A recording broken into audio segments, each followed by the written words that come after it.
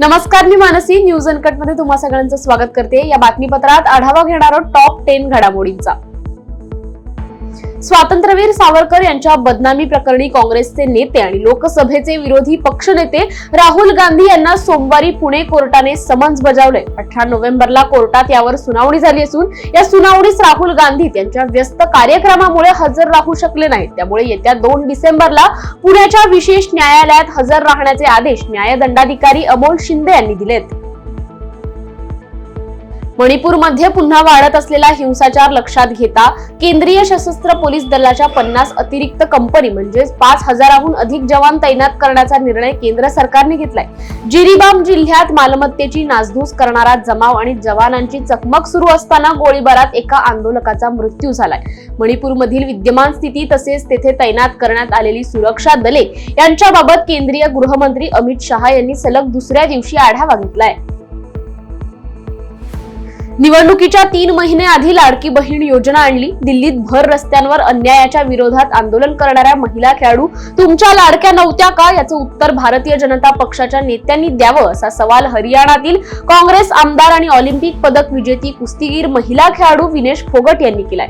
कोणत्याही महिलेवर अन्याय होऊ नये यासाठीच आपण राजकारणात प्रवेश केलाय, असेही त्या म्हणाल्या. पुण्यातील महाविकास आघाडीच्या उमेदवारांचा प्रचारानंतर त्यांनी काँग्रेस भवन येथे पत्रकारांशी संवाद साधलाय.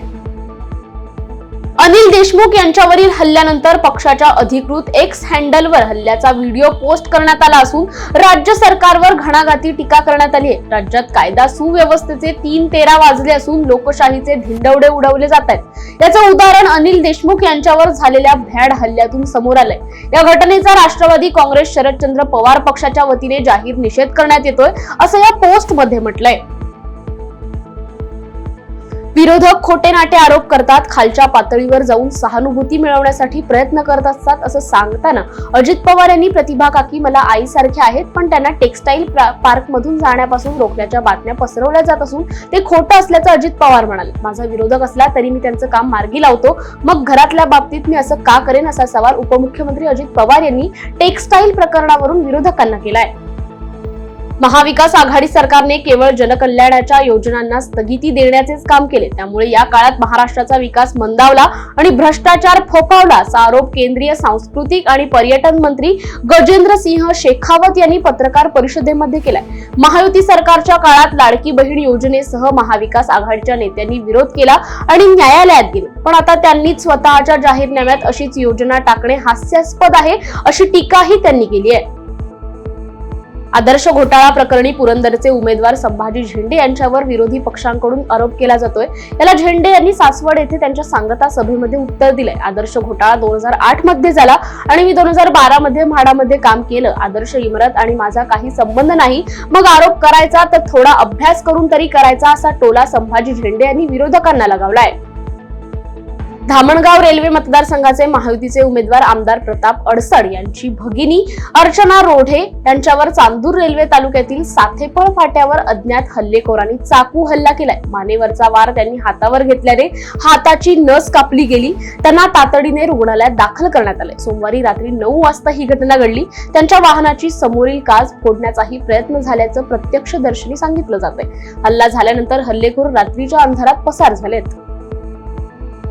विधानसभा निवडणुकीची रणधुमाळी सुरू असून प्रचार तोफा आता थंडावल्यात. आता मतदाना दिवशी जनतेचा कौल कोणाला मिळणार याकडे राज्याचं लक्ष लागलंय. तत्पूर्वी अभिनेते रितेश देशमुख यांनी बंधू अमित देशमुख यांच्यासाठी प्रचार सभेत आपल्या लय भारी स्टाईलने भाषण करताना आपला उमेदवार 1 नंबर, यादीत 1 नंबर, लीड पण 1 नंबर पाहिजे असं म्हणत अमित देशमुख यांना निवडून देण्याचं आवाहन केलंय. भारताचे अत्याधुनिक कम्युनिकेशन सॅटेलाइट GSAT-N2 अवकाशात झेपावलंय. इस्रो अर्थात भारतीय अंतराळ संशोधन संस्थेचे हे सॅटेलाइट उद्योगपती एलॉन मस्क यांच्या SpaceX फॅल्कॉन 9 रॉकेटच्या सहाय्याने प्रक्षेपित करण्यात आले. अमेरिकेतील फ्लोरिडा येथील केप कार्निवल येथून या उपग्रहाचे प्रक्षेपण करण्यात आलं असून याचे कार्य सुरू झाल्यानंतर भारताची दळणवळण व्यवस्था अधिक बलशाली होईल असं सांगितलं जातंय. या बातमीसह वेळ झाली आहे टॉप 10 मध्ये इथेच थांबायची. पाहत रहा न्यूज अनकट.